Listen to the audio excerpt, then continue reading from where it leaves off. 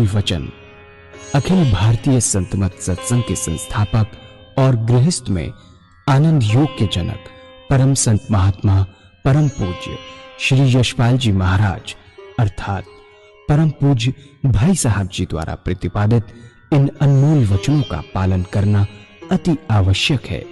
ये वचन हमारी गृहस्थ आध्यात्मिक साधना के लिए मूलभूत सिद्धांत हैं, जो इस प्रकार हैं। हम दुनिया की हर चीज की कीमत आंकते हैं, अपने मानव जीवन की कीमत भी जाने व परमात्मा की प्राप्ति हेतु साधना करें। मनुष्य योनि एक उपहार है, इसीलिए परमात्मा को धन्यवाद देते हुए आधा घंटा प्रातःकाल, आधा घंटा सायंकाल पूजा अवश्य करें। सत्संग, सतनाम व सद्गुरु को प्राथमिकता देते हुए इसी के आधार पर ध्यान योगाभ्यास अवश्य करें व गृहस्थ के कार्यों को परमात्मा का कार्य समझकर उसी की याद में संपन्न करें। हर समय ये ध्यान रहे कि गुरु कृपा द्वारा परमात्मा की पवित्र सत्ता का हमारी आत्मा में वास है, अतः मन में निरंतर अपने इष्ट देव का जाप करें। मान सम्मान की इच्छा न करें व अपमान से दुखी न हो। परमात्मा के अतिरिक्त किसी और का भय न करें। दूसरों की बुराई न करें, न सुने, सत्य व मधुर बोलें, अश्लील शब्द मुंह से ना निकालें, सभी से नम्रतापूर्ण व सुंदर व्यवहार करें। धर्म पत्नी के अतिरिक्त अपने से बड़ी से माता जैसा, बराबर की से बहन जैसा व छोटी से पुत्री जैसा व्यवहार करें। सांसारिक जीवन यापन की आवश्यकताएं अंतहीन है, इसलिए अधिक से अधिक समय सत्संग में व धन परोपकार में खर्च करें। याद रखें, न स्त्री माया है, न धन दौलत, न ही परिवार। माया वह है जो हृदय को परमात्मा से दूर हटा दे। अतः निरंतर सत्संग और सद्गुरु की शरण में रहने का प्रयास करें।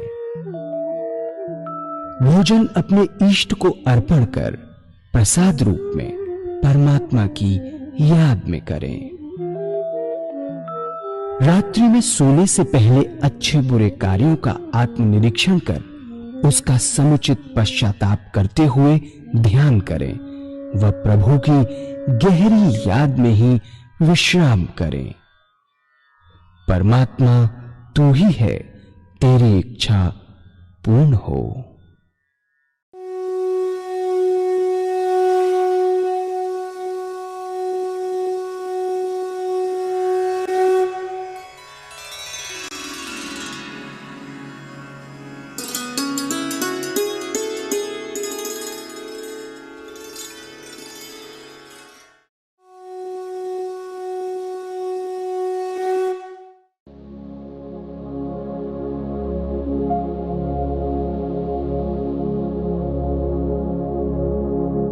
जय सद्गुरुदेव जय पद शरणं श्रेयस्वरूप चरणों शरणं। जय सद्गुरुदेव जय पद शरणं श्रेयस्वरूप चरणों शरणं। सभी भाई बहन अपने अपने इसका ध्यान करेंगे, ठीक है। बहुत से लोग राम को मानते हैं, बहुत से कृष्ण को मानते हैं, बहुत से जीसस को मानते हैं। जिसको मानते हैं उनको याद करेंगे, याद करेंगे गहराई से। गहराई का मतलब मेडिटेशन। जितनी गहराई से याद करेंगे उतना सांसारिक विचारों से दूर रहेंगे। जिनको भी मानते और ईश्वर को मानते हैं, गॉड को मानते हैं,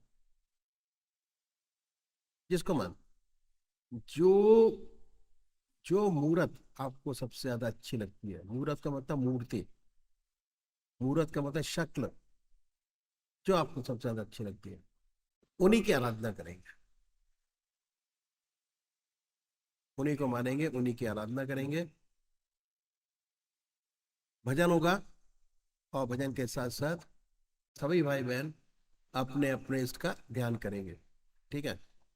करुणामयने करुणाकरने करुणासागर कनियिल्ले आश्रितवत्सल हे दीनबन्धो അനാഥരക്ഷക കനിയില്ലേ കനിയില്ലേ നീ ഗുരുദേവാ നിൻ കൃപ ഞങ്ങളിൽ ചൊരിയില്ലേ കരുണാമയനേ കരുണാകരനേ കരുണാസാഗര കനിയില്ലേ ആശ്രിതവത്സല ഹേ ദീനബന്ധോ അനാഥരക്ഷക കനിയില്ലേ കനിയില്ലേ നീ ഗുരുദേവാ നിൻ കൃപ ഞങ്ങളിൽ ചൊരിയില്ലേ ശരണം തരണം ശരണം ശരണം നിൻ പദപങ്കജമാശ്രയം ഇതി മാർഗത്തിൽ സാധന ചെയ്യാൻ നിൻ കൃപകില്ലാതൊക്കില്ല കനിയില്ലേ നീ ഗുരുദേവാ നിൻ കൃപ ഞങ്ങളിൽ ചൊരിയില്ലേ കരുണാമയനേ കരുണാകരനേ കരുണാസാഗര കനിയില്ലേ ആശ്രിതവത്സല ഹേ ദീനബന്ധോ അനാഥരക്ഷക കനിയില്ലേ സാധനയാകും വള്ളികളാൽ നാം ഗുരുവേ ചുറ്റി കയറുമ്പോൾ ഊത്തു തളിർക്കാൻ കായ്ച്ചു കുലയ്ക്കാൻ നിൻ കൃപയില്ലാതൊക്കില്ല കനിയില്ലേ നീ ഗുരുദേവാ നിൻ കൃപ ഞങ്ങളിൽ ചൊരിയില്ലേ കരുണാമയനേ കരുണാകരനേ കരുണാസാഗര കനിയില്ലേ ആശ്രിതവത്സല ഹേ ദീനബന്ധോ അനാഥരക്ഷക കനിയില്ലേ ചിത്തമതിൻ്റെ വൃത്തികളെല്ലാം ഒന്നൊന്നായി നശിപ്പിക്കാൻ ശതവർഷത്തിൻ സാധന പോരാ ഗുരുകൃപയാലതു മാസങ്ങൾ കനിയില്ലേ നീ ഗുരുദേവാ നിൻ കൃപ ഞങ്ങളിൽ ചൊരിയില്ലേ കരുണാമയനേ കരുണാകരനേ കരുണാസാഗര കനിയില്ലേ ആശ്രിതവത്സല ഹേ ദീനബന്ധോ അനാഥരക്ഷക കനിയില്ലേ ആയിരമല്ല പതിനായിരവും വർഷം തേടി നടന്നിട്ടും കിട്ടാക്കനിയെന്നെത്ര എളുപ്പം കിട്ടിയിടുന്നു ഗുരുകൃപയാൽ കരുണാമയനേ കരുണാകരനേ കരുണാസാഗര കനിയില്ലേ ആശ്രിതവത്സല ഹേ ദീനബന്ധോ അനാഥരക്ഷക കനിയില്ലേ കാമം ക്രോധം ലോഭമിതെല്ലാം ഈശ്വര സാക്ഷാത്കാരത്തിൻ ഒളിയമ്പാക്കാൻ നിൻ കൃപ ചൊരിയൂ സതതം ഞങ്ങളിൽ ഗുരുദേവാ കനിയില്ലേ നീ ഗുരുദേവാ നിൻ കൃപ ഞങ്ങളിൽ ചൊരിയില്ലേ കരുണാമയനേ കരുണാകരനേ കരുണാസാഗര കനിയില്ലേ ആശ്രിതവത്സല ഹേ ദീനബന്ധോ അനാഥരക്ഷക കനിയില്ലേ ഗൃഹവാസികളാം ഞങ്ങൾ ചെയ്യും തെറ്റുകളെല്ലാം ഓർത്തിയിടിൽ വയ്യാ കാണാൻ തെറ്റുകളന്യരിൽ നന്മകൾ മാത്രം കാണട്ടെ. കനിയില്ലേ നീ ഗുരുദേവാ, നിൻ കൃപ ഞങ്ങളിൽ ചൊരിയില്ലേ. കരുണാമയനേ കരുണാകരനേ, കരുണാസാഗര കനിയില്ലേ. ആശ്രിതവത്സല ഹേ ദീനബന്ധോ, അനാഥരക്ഷക കനിയില്ലേ.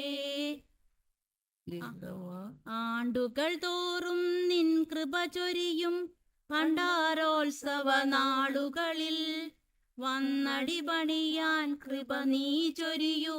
യശ്പാൽ ദേവാ ഗുരുദേവാ, കനിയില്ലേ നീ ഗുരുദേവാ, നിൻ കൃപ ഞങ്ങളിൽ ചൊരിയില്ലേ.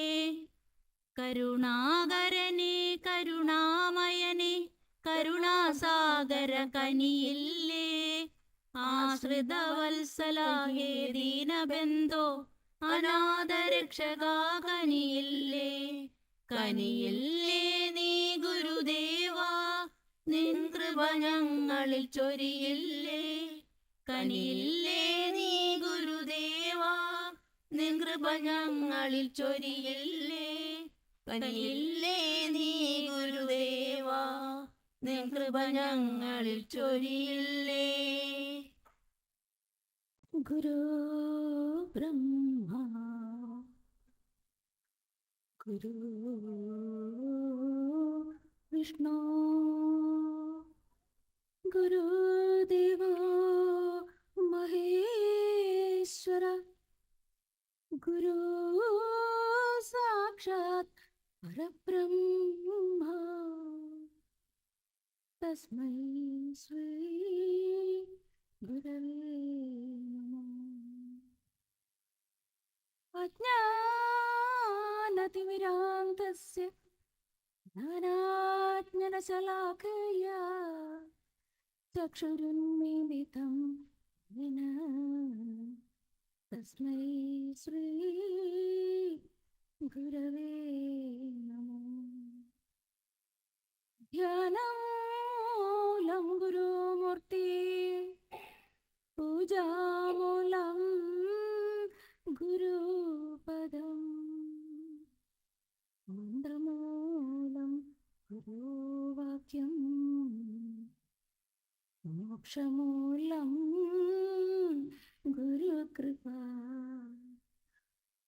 ധ്യാനം മൂലം ഗുരുമൂർത്തി, പൂജാമൂലം ഗുരുപദം, മന്ത്രമൂലം ഗുരുവാക്യം, മോക്ഷമൂലം ഗുരുകൃപ. ബന്ധോ ഗുരുപദ കഞ്ച കൃപാ സിന്ധു നരരൂപ ഹരി, മഹാമോഹ തമപുൻ ജസുവചൻ രിവികർണിക. ജയ സദ്ഗുരുദേവ്, ജയ് പദശരണം. ജയ് സദ്ഗുരുദേവ്, ജയ് പദശരണം. ജയ് സദ്ഗുരുദേവ്, ജയ് പദശരണം. ബ്രഹ്മാനന്ദം പരമസുഖദം കേവലജ്ഞാനമൂർത്തി, ദ്വന്ദ്വാതീതം ഗഗനസദൃശം തത്വമസ്യാദിലക്ഷ്യം. ഏകം നിത്യം വിമലമചലം സർവദീ സാക്ഷിഭൂതം, ഭാവാതീതം ത്രിഗുണരഹിതം, സദ്ഗുരും തം നമാമി. സംസാരാർണവ ഘോരേയാ കർണധാര സ്വരൂപ, നമസ്തേസ്തു ദയാചാര്യ तस्मै श्री गुरवे नमः। पूज्य माता और बंधुओं, अनादिकाल से दो रास्ते परमात्मा की प्राप्ति के चले आ रहे हैं। एक नीति का रास्ता है जिसे हम संन्यास मार्ग कहते हैं, और ये रास्ता बहुत पुराना है। हमारे देश में बहुत ऊंचे ऊंचे सन्यासी हुए जिन्होंने समय समय पर आकर हमारे देश और धर्म की रक्षा की। नीति का रास्ता छोटा है, इसमें समय कम लगता है। नीति के रास्ते का साधक हर वस्तु का त्याग करता चला जाता है। ऐसा साधक घर बार छोड़ता है, बीबी बच्चे छोड़ता है, धन दौलत छोड़ता है और संसार की हर वस्तु का त्याग करके संन्यास ग्रहण करता है। संन्यास लेने के बाद साधना में लग जाता है और ऐसे साधक के सामने सिर्फ एक ही काम रह जाता है, वह है परमात्मा की प्राप्ति। और ऐसे साधक के सामने दुनिया के सारे काम समाप्त हो जाते हैं यदि ऐसा साधक सच्चे हृदय से परमात्मा में लगे। तब कोई वजह नहीं कि उसे अपने रास्ते पे सफलता प्राप्त न हो। लेकिन मेरे कह देने से कि रास्ता छोटा है, कोई भाई बिना सोचे समझे इस रास्ते को अपना न ले। इस रास्ते की कठिनाइयां मैं आपके सामने रखूंगा। सबसे बड़ी बात क्या है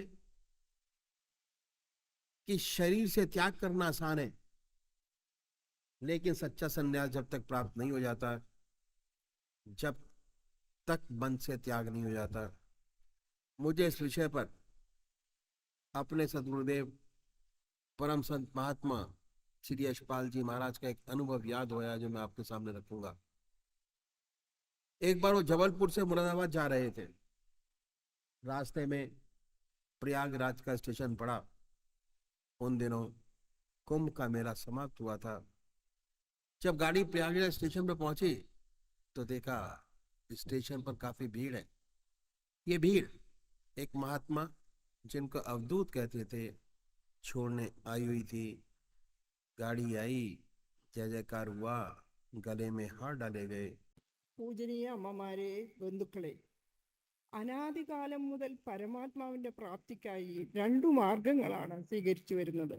ഒന്ന് നീതിയുടെ മാർഗമാണ്. അതിനെ നാം സന്യാസ മാർഗം എന്ന് പറയാറുണ്ട്. ഈ മാർഗം വളരെ പുരാതനമായതാണ്. ഈ മാർഗത്തിൽ നമ്മുടെ നാട്ടിൽ നിരവധി ഉയർന്ന സന്യാസിവര്യന്മാർ ഉണ്ടായി. അവർ കാലാകാലങ്ങളിൽ നമ്മുടെ രാജ്യത്തെയും ധർമ്മത്തെയും രക്ഷിച്ചു പോന്നിട്ടുമുണ്ട്. നീതിയുടെ മാർഗം ചുരുങ്ങിയതാണ്. ലക്ഷ്യപ്രാപ്തിക്ക് സമയം കുറച്ചേ വേണ്ടൂ. നീതിമാർഗത്തിലെ സാധകൻ എല്ലാ വസ്തുക്കളെയും ത്യജിക്കുന്നു. വീടിനെയും കുടുംബത്തെയും ഭാര്യയെയും കുട്ടികളെയും ധനസമ്പത്തിനെയും എന്ന് വേണ്ട എല്ലാത്തിനെയും ത്യജിച്ച് സന്യാസത്തെ സ്വീകരിക്കുന്നു. സന്യാസം എടുത്തതിനു ശേഷം സാധനയിൽ മുഴുകുന്നു. അത്തരം സാധകരുടെ മുന്നിൽ ഒരേ ഒരു ലക്ഷ്യം പരമാത്മാവിന്റെ പ്രാപ്തി മാത്രം. അല്ലാതെയുള്ള മറ്റെല്ലാ പ്രാപഞ്ചിക ജോലികളിൽ നിന്നും വിമുക്തരാകുന്നു. അത്തരം സാധകർ ആത്മാർത്ഥതയോടെ പരമാത്മാവിന്റെ പ്രാപ്തിക്കായി ഉദ്യമിക്കുകയാണെങ്കിൽ തീർച്ചയായും തൻ്റെ സാധനയിൽ സാഫല്യം നേടാതിരിക്കാൻ യാതൊരു കാരണവുമില്ല. പക്ഷേ ഈ മാർഗം ചുരുങ്ങിയതാണ് എന്ന് പറഞ്ഞതുകൊണ്ട് മാത്രം ഇതേപ്പറ്റി അറിയാതെയും ചിന്തിക്കാതെയും ഈ മാർഗത്തിൽ കാലുവെക്കരുത്. ഈ മാർഗത്തിലെ ചില വിഷമതകൾ ഞാൻ നിങ്ങളുടെ മുന്നിൽ വയ്ക്കാം. ഏറ്റവും പ്രധാനമായത് എന്തെന്നാൽ ശരീരം കൊണ്ട് ത്യജിക്കാൻ എളുപ്പമാണ്. പക്ഷേ മനസ്സുകൊണ്ട് ത്യജിക്കാത്തിടത്തോളം കാലം യഥാർത്ഥ സന്യാസം പ്രാപിക്കുവാൻ കഴിയുകയില്ല. നമ്മുടെ സദ്ഗുരുവിന് പരംസന്ത് മഹാത്മാ യശ്പാൽജി മഹാരാജിന് ഈ വിഷയത്തിൽ ഒരു സുന്ദരമായ അനുഭവമുണ്ടായി. ഒരിക്കൽ അദ്ദേഹം ജബൽപൂരിൽ നിന്ന് മുറാദാബാദിലേക്ക് വരികയായിരുന്നു. गाड़ी आई, जय जयकार हुआ। परमात्मा की कृपा से ये जो महात्मा थे उसी डिब्बे में चढ़े जिसमें इसके साथ गुरुदेव जी बैठे हुए थे। सामने की बर्थ खाली थी, उस पर आके विराजे। जब गाड़ी चली और कुछ आगे निकल गई तो आपके साथ बातचीत शुरू हुई। इस बातचीत के दौरान सेवक के गुरुदेव जी ने उनसे प्रश्न किया और ये था कि आपको संन्यास लिए कितना समय हो गया। उत्तर मिला 14 वर्ष। दूसरा प्रश्न किया कि महाराज आप बाल ब्रह्मचारी हैं या जब संन्यास लिया तो गृहस्थी थे। उत्तर मिला मैं गृहस्थी था, मेरे स्त्री और 2 बच्चे थे।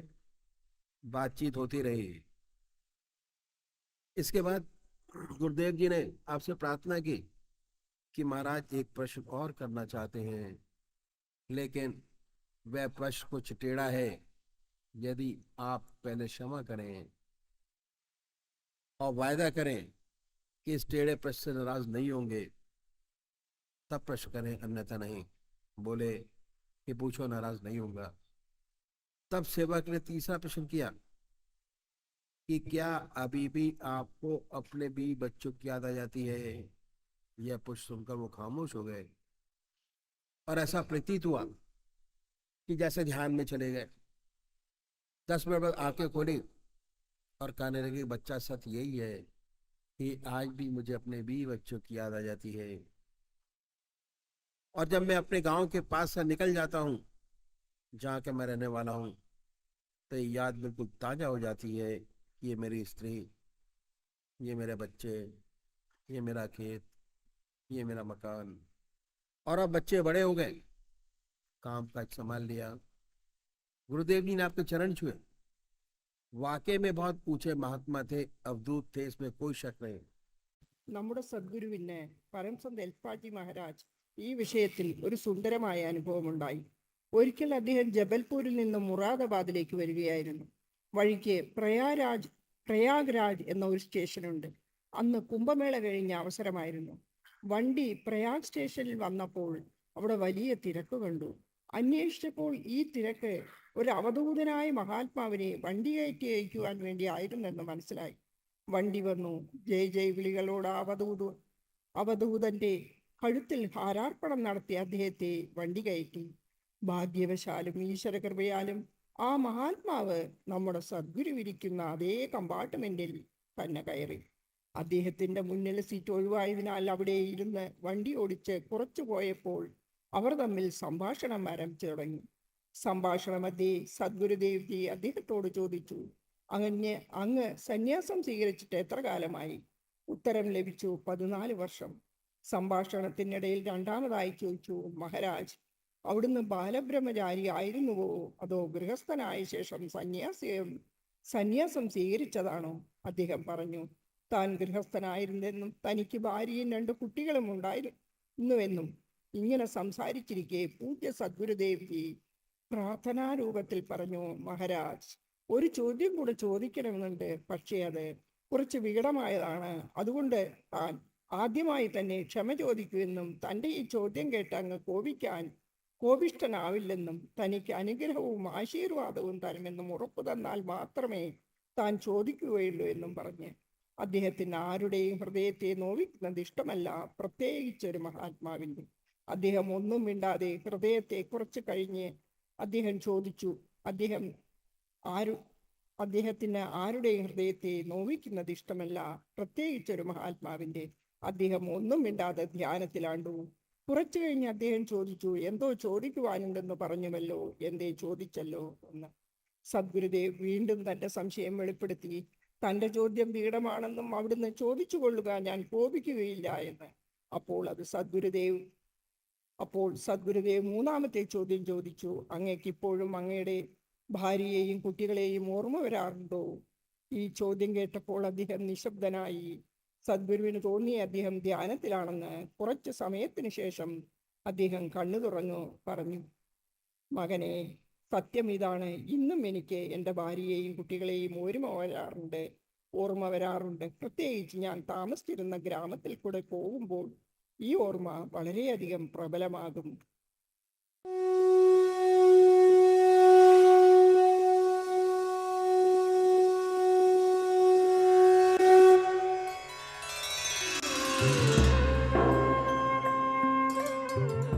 ध्यान योग के कार्यक्रम आनंद योग से निशुल्क जुड़ने के लिए संपर्क करें 9810239677.